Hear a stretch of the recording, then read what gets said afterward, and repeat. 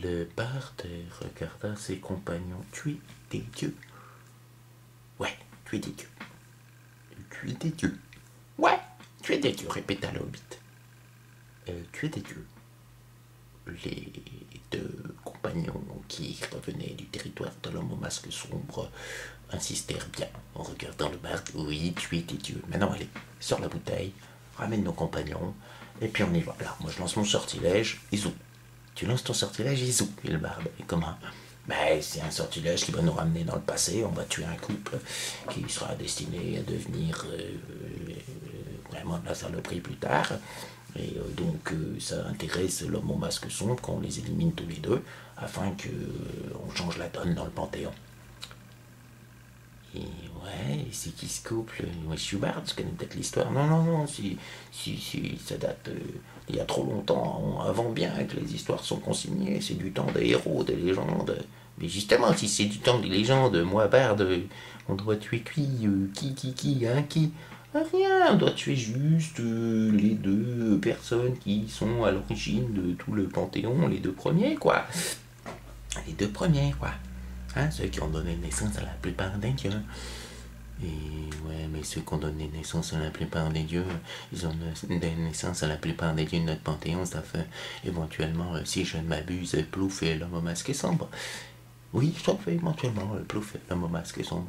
Non, ça voudrait dire qu'on va tuer quand même le dieu des forgerons, qu'on va tuer indirectement le dieu de la mer, pas Plouf évidemment, parce qu'elle lui c'est son marin, mais qu'on va tuer aussi le dieu des messagers, la déesse de la chasse, et tout ça. Oui, peut-être qu'indirectement on va faire ça, mais bon, c'est la mission qu'on a reçue. Et attention, hein, le magicien, c'est pas pour rien, c'est que nous on va remplacer les dieux.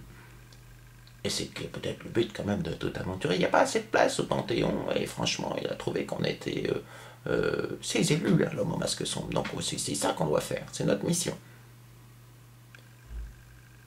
D'accord, Filbard, d'accord, notre mission, ouais. Excuse-moi, mais il me semblait que, bon, je sais bien que nous sommes d'alignement le bon. Est-ce que c'est une chose à faire? Ouais, parce que finalement, ça a causé du bazar. Ils ont jamais rien fait pour empêcher le mal, le chaos rampant.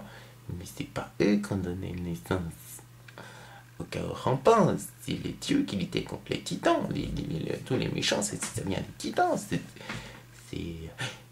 rien à voir. Ouais, c'est la même origine tout ça. Et puis de toute façon, hein, je veux dire, bon, peut-être que nous on fera plus le bien que ce qu'ils sont capables de faire le bien pour ce que ça nous a apporté, vu comment il y a des nécromants de partout qui conquièrent le monde où on se trouve. De toute façon, hein, c'est peut-être ça qu'il faut qu'on fasse, parce que les dieux qu'on a eu, nous, n'ont pas été assez suivis par leurs fidèles. Il n'y a pas eu assez d'emprise des fidèles, et ça tombe de plus en plus, et peut-être que c'est nous qui devons faire quelque chose. Allez, sors les compagnons. Puis le magicien.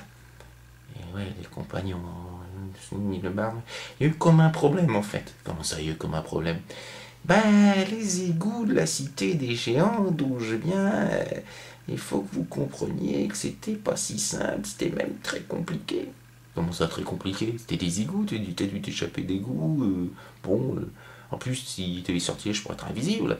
Oui, certes, mais il y a certaines créatures qui doivent percevoir l'invisible dans l'obscurité, elles savent vivre sans leur sens de la vue, et je me suis fait gauler. Comment ça, tu t'es fait gauler?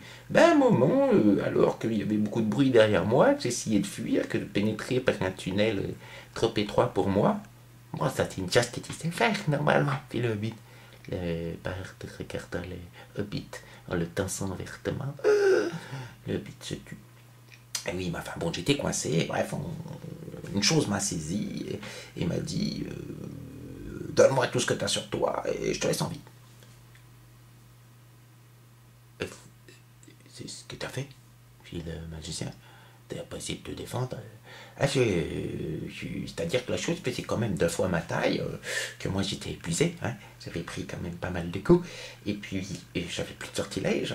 Et mes capacités de combat n'étaient pas celles d'une créature qui fait 2 fois ma taille, qui avait l'air de faire 3 fois ma force, et qui avait tout l'air d'une guenaude assortie en plus d'une vampire. Une guenaude vampire, fait le mage, c'est possible. Ouais, je crois, ouais. En tout cas, vu les dents, vu la froideur du corps et vu la tête, c'était pas une guenaude vampire, c'était la chose la plus approchante possible. Et ben, qu'est-ce que t'as fait? Ah ben, j'ai tout donné. J'ai essayé, dans un sursaut de volonté qui me restait, de casser la bouteille qui contenait nos compagnons, afin qu'ils puissent se libérer, parce que c'est un rituel qui prend un peu de temps, mais la bouteille, elle est solide. Hein. Ça devrait d'ailleurs vous rassurer pour nos compagnons, si la bouteille est solide, elle respire à peine un petit peu la magie. Donc, je pense que peut-être qu'ils ont des chances de s'en sortir. Et la guenaude vampire semblait s'intéresser à ce qu'il y avait dans la bouteille. Non, mentit le barde. Assez mal. Le magicien pensa les sourcils. Veux-tu que je lance un sort de détection de la vérité sur toi, que je te contraigne à me raconter la vérité? Le barde réfléchit, calcula que le magicien était un peu plus doué que lui.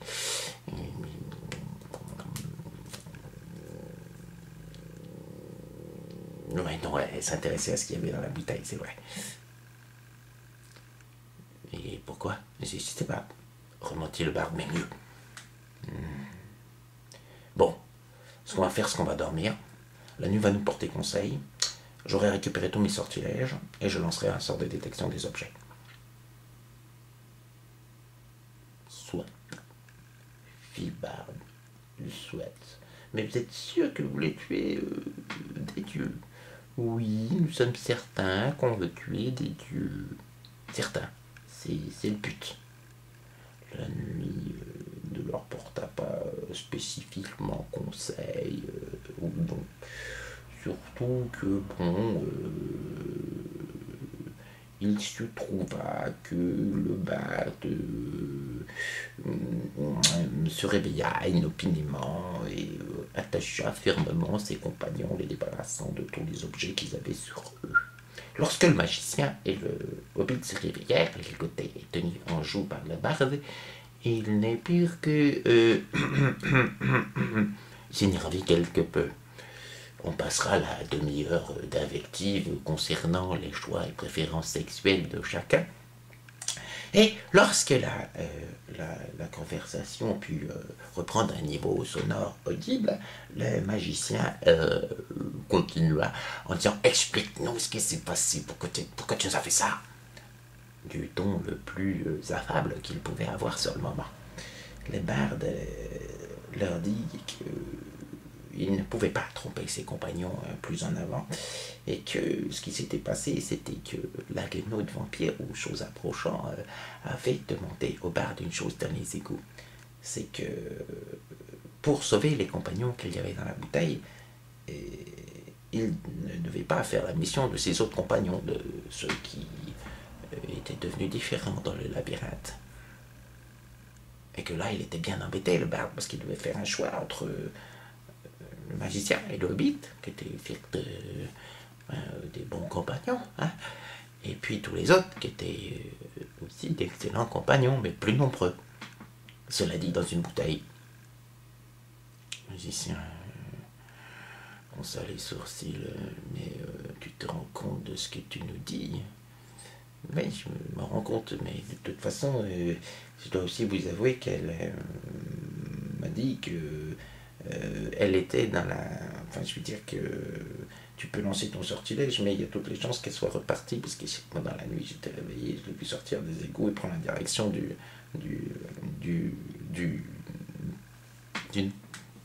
nord, là-bas, où il y a tous les nécromants. Elle travaille avec l'armée de nécromants. Pourquoi elle t'a pas capturé, elle t'a pas tué? Ah ben, j'y suis quand même le héros de Plouf. Ça l'aurait mal foutu, ça aurait peut-être pu énerver Plouf. Mais si, Plouf aurait pu agir pour te sauver. Non, pas moi, juste moi toute seule. Comme ça, non, enfin, c'était compliqué. Je sais pas ce qui s'est passé. Peut-être c'est grâce à Plouf que je suis pas mort. Tout ce que je sais, c'est que elle possède la bouteille avec nos compagnons et qu'elle est partie la mener au chef des nécromants. surtout le conseil des nécromanciens.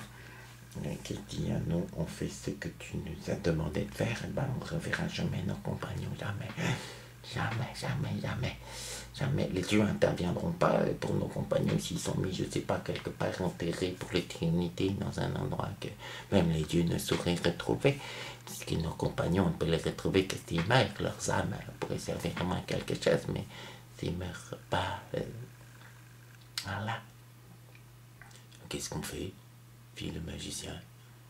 Ben, là, il faut que je réfléchisse bien à notre futur. Alors, je vais prendre un petit rail.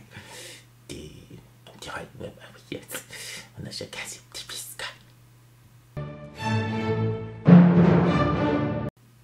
La semaine prochaine, la décision du bar concernant ses compagnons.